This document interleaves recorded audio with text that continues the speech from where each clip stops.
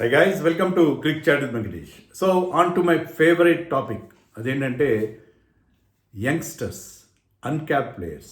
మా చిన్నప్పుడు మేము తరచుగా ఒక మాట వినేవాళ్ళం, నేటి బాలలే రేపటి పౌరులని. ఇప్పుడైతే వినపట్లేదు అది, మా చిన్నప్పుడైతే చక్కగా వాడేవారు అది. అలాగే నేటి ఐపీఎల్ ప్లేయర్సే రేపటి India super stars. Any doubts? అంతే కదా. నాకు రెండు కారణాల వల్ల ఈ అన్క్యాప్ ప్లేయర్ గురించి మాట్లాడడం చాలా ఇష్టం. ఎందుకంటే ఐపీఎల్ వల్ల చాలా నష్టాలు ఉన్నాయి. క్లబ్ వర్సెస్ కంట్రీ, ఐపీఎల్కి ఇంపార్టెన్స్ ఇవ్వడం, దేశానికి ఆడడం మీద ఇంపార్టెన్స్ లేకపోవడం, టెస్ట్ క్రికెట్ వెనకపడడం, దీనివల్ల అందరూ ఐపీఎల్ ప్లేయర్స్ అవ్వడం, ఇవన్నీ కొన్ని ఇబ్బందులు ఉన్నాయి. కానీ వీటన్నిటిని తుడిచిపెట్టేది ఏంటంటే, బారాకూన్ మాఫ్ అంటారు హైదరాబాద్ భాషలో, ఏంటంటే మనకి బ్రహ్మాండమైన టాలెంట్ పూల్ క్రియేట్ అవుతుంది. బోలెడు మంది ప్లేయర్స్ ఎమర్జ్ అవుతారు. రవీంద్ర జడేజా, జస్ప్రీత్ బుమ్రా, హార్దిక్ పాండ్యా నుంచి నేటి నితీష్ కుమార్ రెడ్డి, రింకు సింగ్ వరకు ఎంతమంది ప్లేయర్స్ని మనకి ఐపీఎల్ ఇచ్చింది. సో మనకి రెడీమేడ్ టాలెంట్ అది. వాళ్ళు డక్కాముక్కిలు తిని ప్రెషర్ తట్టుకొని playing in front of big crowds, పెద్ద మనీ, కోట్ల కాంట్రాక్ట్ ఉండడంతో దానివల్ల వచ్చే ప్రెషర్ని తట్టుకొని రెడీమేడ్గా మనకి ఇంటర్నేషనల్ క్రికెట్కి వాళ్ళు అంది వస్తున్నారు. సో దానివల్ల ఐపీఎల్ వల్ల ఎన్ని నష్టాలు ఉన్నా, ఎన్ని కష్టాలు ఉన్నా వాటన్నిటిని మర్చిపోయేలా చేస్తుంది. నెంబర్ 1. నెంబర్ 2 ఏంటంటే, ఇది నాకు ఇంకా ఇష్టమైన విషయం, సోషలాజికల్గా తీసుకున్నాను. ఇండియాలో గతంలో ఏంటి, ఒక 25 మంది, ఏడాదికి ఒక 25 మంది క్రికెటర్స్ ఇండియాకి ఆడే అవకాశం ఉండేది అక్రాస్ ఫార్మాట్. 25 మంది కాకపోతే పోనీ 30-35 మంది, అంతమంది కాదు కదా. వాళ్ళకే సరైన, వాళ్ళకే లైఫ్ సెటిల్ అయ్యేది. మిగతా వాళ్ళు రంజీ ట్రోఫీ ఆడినా ఏమాడినా వాళ్ళకి పెద్దగా వచ్చేది లేదు, వచ్చేది లేదు. సో వాళ్ళంతా చాలా అసంతృప్తితో క్రికెట్ ఆడారు. కానీ ఇప్పుడు ఏంటంటే, మీరు ఇండియాకి ఆడాల్సిన అవసరం లేదు. మీరు ఐపీఎల్ ప్లేయర్ అయితే చాలు, మీకు కెరియర్ సెటిల్ అయిపోతుంది. మీకు ఒక కెరియర్, ఒక అట్రాక్టివ్ కెరియర్ ఆప్షన్ ఇస్తుంది ఐపీఎల్. అంతేకాకుండా చాలామంది చూడండి, వీళ్ళు చాలా కటిక బీదరిక నుంచి వచ్చిన వాళ్ళు, అతి కష్టం మీద పేరెంట్స్ చేసిన త్యాగాల వల్ల వచ్చిన వాళ్ళు ఎంతోమంది ప్లేయర్స్ మనకి కనిపిస్తారు. మొన్న రింకు సింగ్ తండ్రి గారు చనిపోయారు. ఆయన ఏంటి, ఆయన గ్యాస్ సిలిండర్, ఇంటింటికి వెళ్ళి గ్యాస్ సిలిండర్ అందించేవాడు. అలాగే నటరాజన్ బ్యాక్గ్రౌండ్ ఏంటి, ఎంత పూర్ ఫ్యామిలీ నుంచి వచ్చాడు. సిరాజ్ ఆటో డ్రైవర్ కొడుకు. ఇలా ఎంతమంది వచ్చారు, racks to riches stories. So వీళ్ళందరికీ ఏంటంటే ఐపీఎల్ అనే ఒక రంగుల కళ వీళ్ళందరినీ నడిపిస్తుంది. ఆ కళను నమ్ముకుని వాళ్ళు వచ్చి యశస్వి జైస్వాల్ ఎక్కడి నుంచో యూపీ నుంచి వచ్చి ముంబై వచ్చి టెంట్లలో పడుకొని అతను ఈరోజు ఒక సూపర్ స్టార్ అయ్యాడు. సో ఇంతమందిని స్టార్స్ని చేస్తుంది ఐపీఎల్. సీక్రెట్ సూపర్ స్టార్స్ చేస్తుంది. వీళ్ళందరూ సీక్రెట్ సూపర్ స్టార్స్.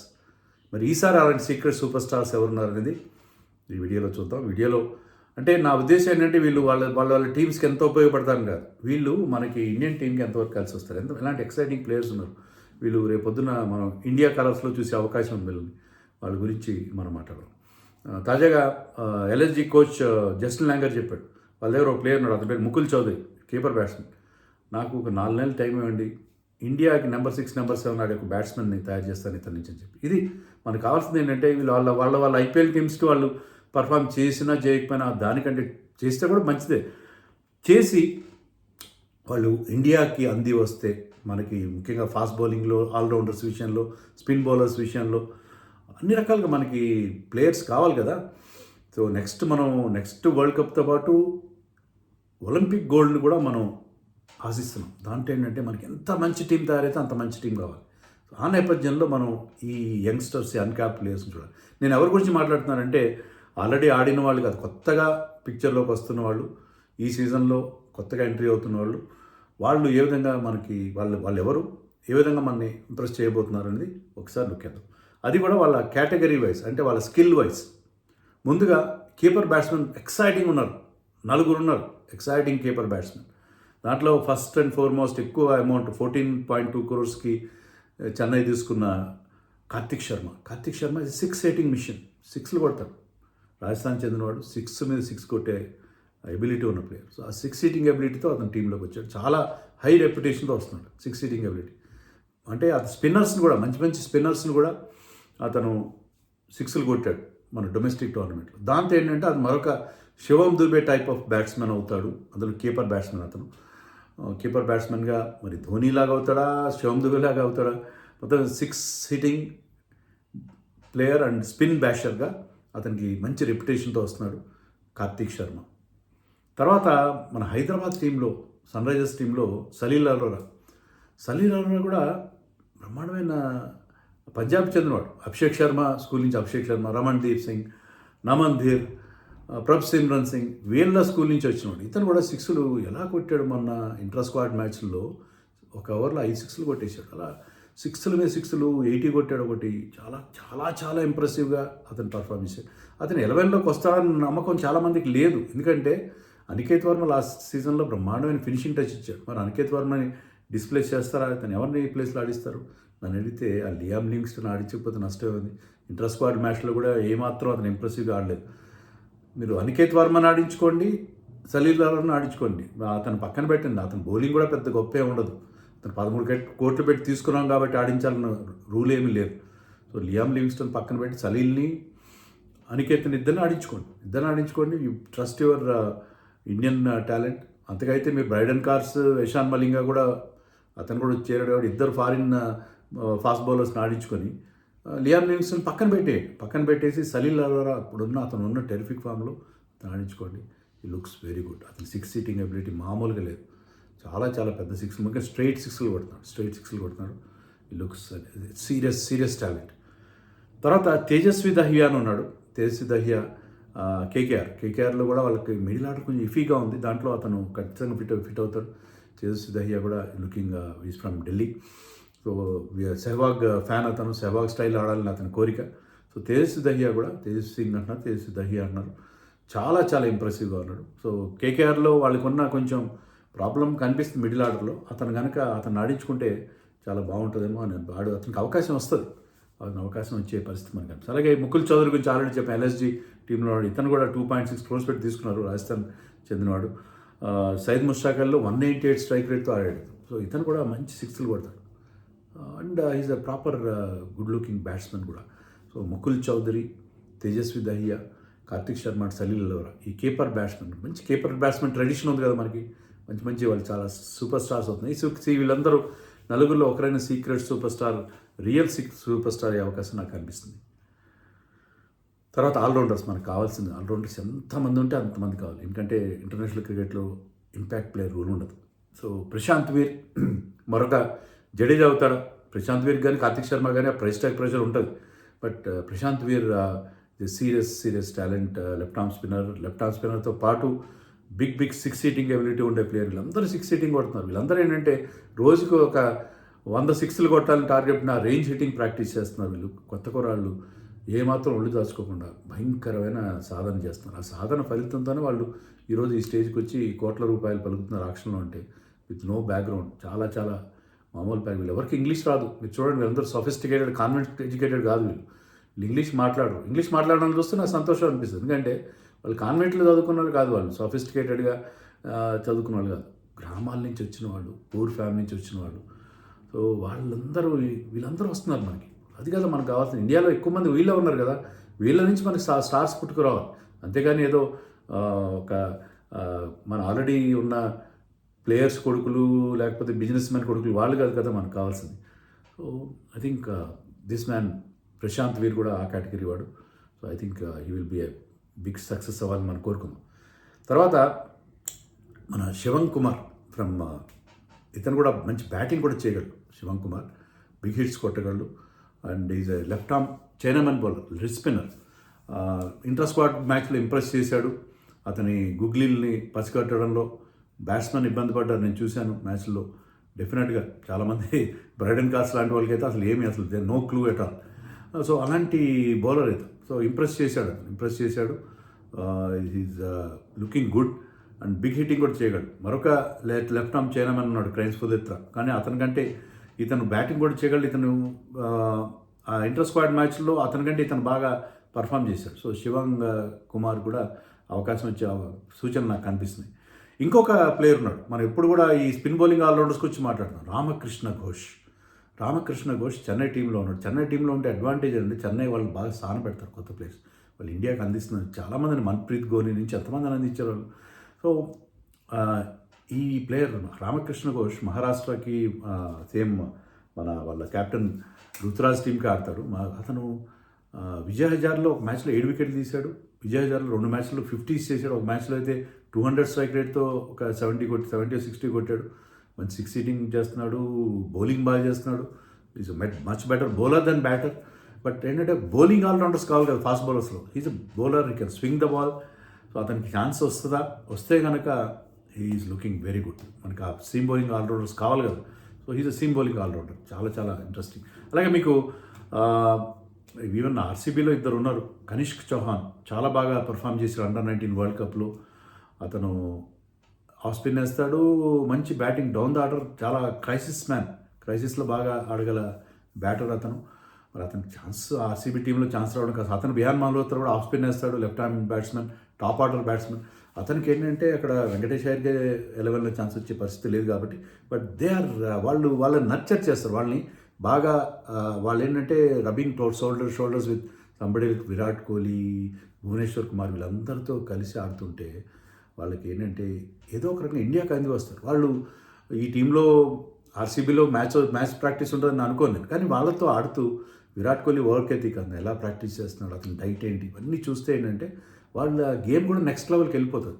వాళ్ళు ఇక్కడ వాళ్ళ 11లోకి వాళ్ళకి అవకాశం వచ్చినా రాకపోయినా, whether they break in to the 11 or not, ఈ కల్చర్తో అలవాటు పడి ఈ పెద్ద ప్లేయర్స్ చూసిన తర్వాత వాళ్ళు డొమెస్టిక్లో కానీ బాగా ఆడతారు. ఇండియా కూడా వాళ్ళు అండర్-19 ప్లేయర్స్ కాబట్టి మనకి అందువచ్చే అవకాశం ఉంటుందని నేను అనుకున్నాను. అలాగే మయాంక్ రావత్ అని ఆఫ్ స్పిన్ బౌలింగ్ ఆల్రౌండర్ ఉన్నాడు ఫ్రమ్ ముంబై. ఇతను కూడా 11లో బ్రేక్ కాకపోవచ్చు, కానీ ముంబై సెటప్లో ఉంటే you will become a different player. So ఇతని మీద మిస్టరీ ఉన్నట్టుగా ఉంది. అయితే ముంబై వాళ్ళు తీసుకోరు ఆఫ్ స్పిన్నింగ్ ఆల్రౌండర్ తీసుకోరు. బట్ అతను 26 ఏళ్ళు. ఏదో మయాంక్ రావత్లో కూడా they have seen something special. So అతను ముంబై టీంలోకి బ్రేక్ అవ్వడం చాలా కష్టం, చాలా పెద్ద ప్లేయర్స్కి కష్టం. బట్ ఐ థింక్ అతనిలో ఏదో స్పార్క్ చూశారు. సో అతను కూడా మనకి చాలా ఇంప్రెసివ్ అనిపిస్తుంది. సో ఇలాంటి ఆల్రౌండర్స్ ఇంకా ఉన్నారు. ప్రస్తుతానికైతే కొంతమంది గురించి చెప్తున్నాను, ఎందుకంటే వీడియో కూడా లాంగ్ అయిపోతుంది అప్పుడు ఆల్రెడీ. తర్వాత పేస్ బౌలర్స్ కదా మనకి మెయిన్ కావాల్సిన పేస్ బౌలర్స్. అశోక్ శర్మ గుజరాత్ టైటన్స్లో under Ashish Nehra fast bowlers. Siraj కూడా ఇప్పుడు ఇంత బాగా పర్ఫామ్ చేస్తున్నాడు, ప్రసిద్ధ్ కృష్ణ బాగా పర్ఫామ్ చేస్తున్నాడు ఇటీవల కాలంలో. గుజరాత్కి ఆడిన తర్వాత under the wing of Ashish Nehra they have fine tune their skills. వాళ్ళ స్కిల్స్ని మరింత సానబెట్టుకున్నారు వాళ్ళిద్దరు కూడా. సో అక్కడ Ashok Sharma is like Mayank Yadav. He can touch 150 clicks, 150 కిలోమీటర్ల వేగంతో వేయగలడు. And he has that heavy ball అంటే ఏంటంటే మీరు బాల్ అంత క్విక్గా వస్తుంది అనుకోరు, కానీ క్విక్గా వస్తుంది, అనుకున్న దానికంటే వేగంగా మీ బ్యాట్ హిట్ చేస్తుంది. అది హెవీ బాల్ వేయగల ఎబిలిటీ. హర్షిత్ రాణా గురించి చెప్తాం మనం. So this man is sturdily built. Ashok Sharma డెఫినెట్గా కరెక్ట్ టీంలో పడ్డాడు ఆశిష్ నెహ్రా దగ్గర. 90 lakhsగా దొరికేసాడు. ఇతను చాలా పెద్ద అమౌంట్కి వెళ్తాడు అనుకున్నాం మేము, ఎందుకంటే 10 మ్యాచ్లో 22 వికెట్లు తీశాడు. సయ్యద్ ముష్టాక్ అలీలో top wicket taker. And he's serious talent. So అతనికి ఛాన్స్ రావడం కష్టం, ఎందుకంటే ప్రసిద్ధ్ కృష్ణ ఉన్నాడు, సిరాజ్ ఉన్నాడు, తర్వాత మీకు జేసన్ హోల్డర్ ఉన్నాడు, అక్కడ రబాడా ఉన్నాడు. ఎక్కడ వస్తుంది ఇది ఛాన్స్? కష్టమే. 11లోకి బ్రేక్ అంటే కొన్ని మ్యాచ్లైనా అతను మన ఇండియన్ సీనియర్ బౌలర్స్కి రెస్ట్ ఇచ్చి అతను ఆడిస్తారని అనుకుంటున్నాను నేను, ఎందుకంటే చాలా మంచి టాలెంట్. వచ్చినా రాకపోయినా నేను చెప్పండి ఈ సెటప్లో ఉండి, మీకు ఈవెన్ వాషింగ్టన్ సుందర్ కూడా ఏం చెప్పాడు, చెన్నైలో వాళ్ళు పిలిచినా నేను వెళ్ళాను, ఎందుకంటే నాకు ఇక్కడ సెటప్ నచ్చింది అని చెప్పాడు. విక్రమ్ సోలంకి, తర్వాత this man Ashish Nehra. So ఈ సెటప్లో అశోక్ శర్మ గుజరాత్కి అందిరాకపోయినా డెఫినెట్గా ఇండియన్ టీంకి అంది వస్తాడు. Somebody who can bowl express face ఉన్నది అతనికి. సో ఎక్స్ట్రా పేస్, ఆ టీర్ అవే మనకి అంది వస్తారని చెప్పి అనుకున్నాను. అలాగే ఆకిబ్ నబీ ఢిల్లీ క్యాపిటల్స్లో పెద్ద క్లిక్ అయినా కాకపోయినా నేను పెద్ద పట్టించుకోను, ఎందుకంటే is basically spin bowler, red ball bowler, new బాల్తో ఎఫెక్టివ్ లైక్ భువనేశ్వర్ కుమార్. పెద్ద పేస్ లేదు అతనికి. మరి ఈ ఫార్మాట్లో అతన్ని రాణిస్తాడు లేదు నాకు నమ్మకం లేదు. 8.4 crores పెట్టి తీసుకున్నారు ఫ్రమ్ జమ్మూ కాశ్మీర్ ఆకిబ్ నబీ. రంజీ ట్రోఫీలో అద్దరు కొట్టేశాడు. కానీ అతను రెడ్ బాల్ టెస్ట్ మ్యాచ్లకు అవసరం ఉన్నాడు, కానీ అతను ఇక్కడ క్లిక్ అయినా కాకపోయినా ఈ సెటప్లో ఉండి ఢిల్లీ క్యాపిటల్స్తో ఉండి playing alongside somebody like Mitchell స్టార్క్తో కలిసి ఆడి, ఎన్గిడితో కలిసి ఆడి, అక్కడ మన నటరాజన్, ముఖేష్ కుమార్ వీళ్ళందరితో కలిసి ఆడిన తర్వాత I think he will become a different bowler. మనకి టెస్ట్ మ్యాచ్లో, వన్డేల్లో అంది వస్తాడు. ఈ ఫార్మాట్లో అతను సూట్ అయినా చూడకపోయినా అని నాకు గట్టి నమ్మకం ఉంది. సో ఆకిబ్ నబీ ఇక్కడ సక్సెస్ అవుతాడని నాకు పెద్ద నమ్మకం లేదు. న్యూ బాల్తో వికెట్లు ఇవ్వచ్చు, బట్ అతను more serious contender for the test match సీన్లో రంజీ ట్రాఫీలో అంత బాగా బౌలింగ్ రెడ్ బాల్ బౌలర్గా అతను నేను చూస్తున్నాను. ఇక్కడ ఈ సెటప్లో ఉండడం వల్ల playing alongside some top names in the country, KL రాహుల్కి బౌలింగ్ చేయడం, ఇవన్నీ కూడా అతనికి చాలా చాలా చాలా ఉపయోగపడే పరిస్థితి. అలాగే నమన్ తివారీ అని ఎల్ఎస్జీలో ఉన్నాడు. ఎల్ఎస్జీలో బోలెడు మంది ఫాస్ట్ బౌలర్స్ ఉన్నాయి. ఇతను కూడా టీంలోకి, but left arm pacer, under nineteen world cup ఆడాడు. సో లెఫ్ట్ ఆర్మ్ పేసర్ కాబట్టి ఇతని విషయంలో కూడా మనకి అక్కడ టీంలో బోలెడు మంది మంచి మంచి ఫాస్ట్ బౌలర్స్ ఉన్నారు కదా అక్కడ. వాళ్ళతో ఆడుతూ, షమీతో ఆడుతూ, ఆండ్రిక్ నోకియా వీళ్ళతో ఆడుతూ అతను కూడా బ్రహ్మాండంగా షైన్ అయ్యే అవకాశం ఉంది. మంగేష్ యాదవ్ డెఫినెట్గా ఆడతాడు, ఎందుకంటే ఎప్పుడైతే యష్ దయాల్ ని రూల్ అవుట్ చేశారో వాళ్ళు, అతన్ని ఆడించడం అని చెప్పారు, మంగేష్ యాదవ్కి అవకాశం వస్తుంది. మంచి పేస్ ఉంది అతను. యష్ దయాల్ అంత పేస్ లేదు. హెస్ గాట్ 140 కన్సిస్టెంట్గా వేయగల బౌలర్, హార్డ్ లెంత్ హిట్ చేస్తాడు and is very good. So నేను ఇందాక ఆకిబ్ నబీ చెప్పాను. Aaqib Nabi basically swing bowler అయినా యార్కర్స్ బాగా వేస్తాడు, వైడ్ యార్కర్స్ కూడా బాగా వేసాడు. సయీద్ ముస్టాక్లో బాగా పర్ఫామ్ చేశాడు. We could be a success in this format also. చూడాలి, we have to wait and see. అలాగే ఈ మంగేష్ యాదవ్ కూడా మంచి ఈ ఫార్మాట్ తగిన స్కిల్స్ ఉన్న bowler. Mangesh Yadav also place for Madhya Pradesh, వాళ్ళ కెప్టెన్ కూడా ఫ్రమ్ మధ్యప్రదేశ్ కాబట్టి అతనికి కంఫర్ట్ లెవెల్స్ కూడా ఉంటాయి. తర్వాత ఎస్ఆర్హెచ్ ఫాస్ట్ బౌలర్స్లో ఓంకార్ తర్మాలే చాలా వేవర్డ్గా అనిపించాడు నాకు. మంచి టాల్ బౌలర్, పేస్ ఉంది. కానీ ఈవెన్ ప్రదీప్ హింగే కూడా ఇట్స్ గుడ్, బట్ నాకు వీళ్ళిద్దరికంటే సాకిబ్ హుస్సేన్ నాకైతే నచ్చాడు. నాకు అతను మోర్ కంట్రోల్ ఉంది, పేస్ ఉంది, డిసెప్టివ్లీ క్విక్. సాకిబ్ హుస్సేన్ నాకు బాగా నచ్చాడు. సాకిబ్ హుస్సేన్ కూడా గతంలో కేకేఆర్ నెట్ బౌలర్గా కూడా ఉన్నాడు. అతను నెట్ బౌలర్గా ఉన్నాడు. సాకిబ్ హుస్సేన్ నాకు చాలా ఇంప్రెసివ్ అనిపించాడు. సాకిబ్ హుస్సేన్ వీళ్ళందరూని తీసుకొచ్చాడు మన వాళ్ళ వరుణ్ నారాయణ్. మరి వీళ్ళు ఎంతవరకు క్లిక్ అవుతారు అని చెప్తారు, కానీ వాళ్ళ ముగ్గురులోకి నాకు సాకిబ్ హుస్సేన్ బాగా అనిపించాడు. Sakib Hussain is looking good among SRS three new unknown pacers. అలాగే సుశాంత్ మిశ్రా ఉన్నాడు రాజస్థాన్ రాయల్స్లో. అతను కూడా అవకాశం వచ్చే పరిస్థితి ఉంది. రాజస్థాన్ రాయల్స్ బౌలింగ్ సరిగ్గా లేదు. సో అతను ఏంటంటే జార్ఖండ్ ముష్టాక్ అలీ టైటిల్ గెలవడంలో key role pacer, left arm pacer. అతను కూడా చాలా మంచి బౌలర్గా మనకి కనిపిస్తున్నాడు. సో సుశాంత్ మిశ్రా కూడా రాజస్థాన్ రాయల్స్లో అతనికి ఆడే అవకాశం కూడా వచ్చే పరిస్థితి మనకు కనిపిస్తుంది. కాబట్టి అతనికి ఇది మంచి అవకాశం టు ఎస్టాబ్లిష్ హిస్ క్రెడెన్షియల్స్. వీళ్ళు బేసిక్గా మనకి ఉన్న కొంతమంది మంచి మంచి ఫాస్ట్ బౌలర్స్ గురించి మనం మాట్లాడుకున్నాం. తర్వాత స్పిన్ బౌలర్స్, దేశ్ కామ్రా అని చెప్పి కేకేఆర్లో ఉన్నాడు. Mystery spinner. అతనికి అవకాశం వస్తుందో తెలియదు. అతను మరొక వరుణ్ చక్రవర్తి అని చెప్తున్నారు. చూడాలి, అతనికి పెద్దగా రిప్రజెంటేటివ్ క్రికెట్ ఆడలేదు, కానీ అతనిలో ఏదో టాలెంట్ చూసాడు అభిషేక్ నాయర్ అనుకో. సో అతను Desh Kamra watch his name. And Satvik Deswal ఆర్సీబీతో నెట్ బౌలర్గా ఉన్నాడు. Left arm orthodox spinner, left hand batsmen. కానీ అతన్ని ఎందుకో వాళ్ళు చాలా అతనిలో ఒక స్పార్క్ చూశారు. అతను నెట్ బౌలర్గా 2 సీజన్లుగా ఉన్నాడు వాళ్ళు.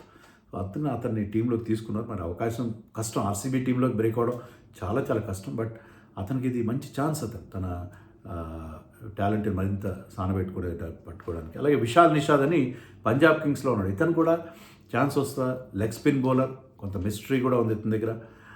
అతని మీద ఏదో కొంత అతన్ని ఏదో అందరూ అతని లాంగ్వేజ్ని అతని మీద ఏదో ఆట పట్టిస్తున్నట్టుగా ఉన్నారు. But is a serious bowler, serious talent Vishal Nishad. So అతన్ని రికీ పాంటింగ్ ఆడిస్తాడు, చెప్పలేము. అతని దగ్గర లెగ్ స్పిన్లో ఏదో మంచి వెరైటీ ఉంది. అలాగే మనం క్రేజ్ ఫుల్లెట్రా గురించి చెప్పుకున్నాం. అతను ఒకప్పుడు ఈవెన్ క్లాస్ అని కూడా అతని గుగ్లీని పసిగట్టలేకపోయాడు, రీడ్ చేయలేకపోయాడు అని అనుకున్నాం మనం. కానీ మన ఇంటర్ స్క్వాడ్ మ్యాచ్లో కొంచెం తేలిపెట్టుగా ఉన్నాడు. తేలిపోవడం అంటే ఎస్ఆర్హెచ్ బ్యాట్స్మెన్ భీకరమైన బ్యాటింగ్ లైనప్ మీద ఎవరు కూడా పెద్ద ఇంప్రెస్ చేసే అవకాశం లేదు. బట్ ఫులెత్రా కంటే కూడా శివంగ్ బాగా అనిపించాడు మనకి. బట్ ఫులెత్రా కూడా మంచి టాలెంటెడ్ బౌలర్, నెట్ బౌలర్గా వాళ్ళని ఇంప్రెస్ చేయబట్టే కదా అతను తీసుకుని మళ్ళీ స్క్వాడ్లో పెట్టుకున్నారు. సో చూడాలి అతని ప్రోగ్రెస్ ఎలా ఉంటుందో. ఇంకా బ్యాటింగ్ విషయానికి వస్తే మన అమన్ రావు పేరాల, అతను విజయ్ హజారాలో 200 కొట్టాడు against Bengal. 200 in one day match అంటే మామూలు విషయం కాదు. ఎవరిని ఫేస్ చేశాడు అక్కడ? మీకు షమీ ఉన్నాడు, ముఖేష్ కుమార్, తర్వాత ఆకాష్దీప్, షాబాజ్ అహ్మద్. సో 4 ఇంటర్నేషనల్ బౌలర్స్ని ఫేస్ చేస్తూ 200 చేశాడు. మంచి టాలెంట్, మంచి టైమింగ్తో కూడా, అంటే మంచి బిగ్ హిట్, పవర్ హిటర్ కాదు, మంచి టైమింగ్తో ఆడగల ప్లేయర్ ఇప్పటివరకు హైదరాబాద్కి ఆడిన ఫ్యూ మ్యాచెస్లో చాలా ఇంప్రెసివ్గా ఉన్నాడు ఓపెనింగ్ బ్యాట్. ఎందుకంటే అక్కడ వైభవ్ సూర్యవంశీ, SSVSవాల్ లాంటి ప్లేయర్స్ ఉన్న చోట్ల నితీష్ రాణా కదా అక్కడ ఉన్నారు కదా, మంచి మంచి ప్లేయర్స్ ఉన్నారు కదా వాళ్ళకి. అక్కడ టాప్ ఆర్డర్ ప్లేయర్ కాబట్టి అతనికి ఛాన్స్ రావడం కష్టమే. But I think is a very good talent. Aman Rao Perala యూఎస్లో పుట్టాడు, but playing for Hyderabad. Ravi Singh అని రాజస్థాన్ రాయల్స్లో ఉన్నాడు. రవి సింగ్కి రాజస్థాన్ రాయల్స్లో ఛాన్స్ రావడం కష్టం, కానీ అతను సీరియస్ 6 సీటర్, చాలా చాలా పెద్ద 6 సీటర్గా మంచి రెప్యుటేషన్, చూడడానికి కాస్త బక్కపలచగానే ఉన్నాడు. But he looks big 6 seater. So watch out for Rajasthan Royals Ravi Singh. అలాగే ధనిష్ మల్వార్ అని విదర్భకి ఆడేవాడు, మంచి రంజీ ట్రోఫీలో బ్రహ్మాండం రికార్డు ఉంది. విదర్భ టైటిల్ గెలిచినప్పుడు కూడా చాలా బాగా పర్ఫార్మెన్స్ చేశాడు. ముంబై వాళ్ళు తీసుకున్నారు అతన్ని. అతను 11లోకి రాలేడు, ముంబై టీంలోకి రాలేడు. బట్ ఈ ముంబై ఈకోసిస్టంలో రావడం వల్ల అతను మనకి ఇండియాకి అంది వస్తాడు. ధనిష్ మల్వార్ ఇండియాకి మనకి టెస్ట్ మ్యాచ్లు కొనుకొచ్చే ప్లేయర్ లాగా ఉన్నాడు. అందుకని ధనిష్ మల్వార్ గురించి చెప్తున్నాను. అలాగే అక్షత్ రఘువంశీ LSGలో ఉన్నాడు. అతను కూడా క్లాస్ ప్లేయర్గా ఉన్నాడు. అంత మంచి స్ట్రైక్ రేట్ ఉన్న ప్లేయర్ కాదు, బట్ LSGలో ఉండి రిషబ్ పంత్ లాంటి ప్లేయర్స్తో, తర్వాత మార్క్రమ్ లాంటి ప్లేయర్స్తో ఆడినందువల్ల అతను ఇండియాకి ఆడే అవకాశం ఉంటుంది. సో నా దృష్టిలో నేను ఇది చెప్పేది అంటే, ఈ ప్లేయర్ ఆ టీంకి బ్రహ్మాండంగా ఆడేస్తాడు, ఆ టీంకి బాగా అంది వస్తాడు కదా, వీళ్ళ మీద ఆ స్పాట్ లైట్ ఉంచండి, వీళ్ళ మీద ఒక కన్నేయండి. వీళ్ళు ఈ టీంలో ఆడినా ఆడకపోయినా చాలామందికి అవకాశం రాకపోవచ్చు. వచ్చిన వాళ్ళు రేపొద్దున మనకి ఇండియా కలర్స్లో కనిపించే అవకాశం ఉంది. అలాంటి ప్లేయర్స్ని వీళ్ళు టాలెంట్ స్కౌటింగ్ అనేది చాలా పెద్ద ఇష్యూ అయిపోయింది. ప్రతి టీం ఒక ఎక్స్ప్లేయర్ని తీసుకొచ్చి మొత్తం దుర్బిణి వేసి మొత్తం దేశం అంతా గాలించి మంచి మంచి ప్లేయర్స్ని రకరకాల అనాలిసిస్ చేసి తీసుకొచ్చి టాలెంట్ స్కౌటింగ్ అనేది IPLలో చాలా బాగా జరుగుతుంది. సో ఈసారి ఇప్పుడు వీళ్ళు కూడా ఏమైపోయారంటే, మన టీమ్స్ కూడా foreign players, big names, big బ్యాష్లో ఎలా ఆడారు కాదు, మన టీంలో ఎవరు ఆడుతున్నారు, ఎక్కడ ముస్టాకల్లో ఎలా ఆడుతున్నారు, ఆ లోకల్ లీగ్స్ చాలా అయినాయి, ఆ లోకల్ లీగ్స్లో ఎలా ఆడుతున్నారు, దాంట్లోంచి వీళ్ళ స్ట్రైక్ రేట్ ఏంటి, ఏ బౌలర్ని ఆడుతున్నారు, స్పిన్నర్ బాగా ఆడుతున్నారు, ఎలా ఆడుతున్నారు, తర్వాత ఇతని బౌలింగ్లో ఎలాంటి వెరైటీ ఉంది, ఏమైనా స్పెషాలిటీ ఉందా, ఏమైనా మిస్టరీ ఉందా, ఇవన్నీ చూసి సో ఎక్కడికో వెళ్ళిపోయి ఫారిన్ ప్లేయర్స్ని తెచ్చుకోవడం, ఫారిన్ కోచ్ని నమ్ముకోవడం కాదు, ఈ talent scouts playing an important role. So చాలా చేంజ్ వచ్చింది IPL అవుట్లుక్లో. అంటే వీళ్ళు మన ఇంపాక్ట్ ప్లేయర్ కూడా మనకి ఇండియన్ ప్లేయర్ ఉండడు. ఇంపాక్ట్ ప్లేయర్ వల్ల నష్టాలు ఉన్నాయి, కానీ ఇంకొకటి ఏంటంటే ఒక ఎక్స్ట్రా ఇండియన్ ప్లేయర్ ఆడుతున్నారు, 12th ప్లేయర్ ఆడుతున్నారు కాబట్టి మీకు ఇంపాక్ట్ ప్లేయర్ రూల్ వల్ల కూడా ఈ అన్నోన్ క్వాంటిటీ, ఈ సీక్రెట్ సూపర్ స్టార్స్కి అవకాశం వస్తుంది. సో ఈ ఇంపాక్ట్ ప్లేయర్ రోల్ అనేది చాలా చాలా ఉపయోగపడుతుంది మనకి. ఎందుకంటే ఒక మంచి ఇంపాక్ట్ ప్లేయర్గా ఒక మంచి బిగ్ హిటర్నో లేకపోతే మంచి మిస్టరీ స్పిన్నర్నో తెచ్చుకునే అవకాశం వస్తుంది. సో ఇంపాక్ట్ ప్లేయర్ వల్ల అన్ని నష్టాలే కాదు, ఇలాంటి లాభాలు కూడా ఉన్నాయి. సో ఈ టాలెంట్ స్కౌట్స్ చాలా ఇంపార్టెంట్ అయ్యారు. ఆ బిగ్ బ్యాష్లు, ఆ లీగ్స్, SA20 కాదు, ఇక్కడ మన చిన్న పాండిచేరి లీగ్లో ఎవరు ఆడుతున్నారు, తర్వాత కేరళ లీగ్లో ఎవరు ఆడుతున్నారు, UP లీగ్లో ఎవరు ఆడుతున్నారు చూసి దాంట్లోంచి టాలెంట్ని పికప్ చేస్తున్నారు. So this is a very good thing. అంటే ఇండియన్ క్రికెట్ భవిష్యత్తు గురించి చాలా మంచిదని చెప్తున్నాను నేను, IPL గురించి కాదు. మరి మీరేమనుకుంటారు? ఏమైనా మీ నేమ్స్ మిస్ అయిపోయి ఉండొచ్చు, అవన్నీ మీరు నాకు కామెంట్స్లో చెప్పండి.